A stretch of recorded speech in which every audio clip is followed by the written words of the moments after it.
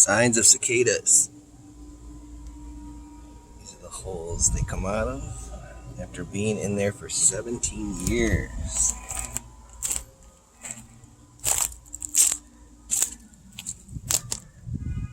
Some of them are real deep.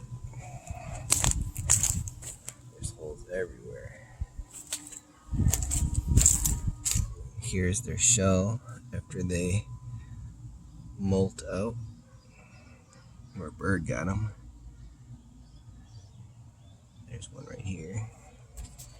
Let's see if he's still alive.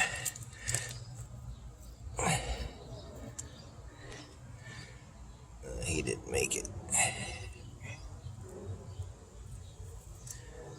Maybe a bird got him before or something. We're gonna have a lot of them. Billions and billions.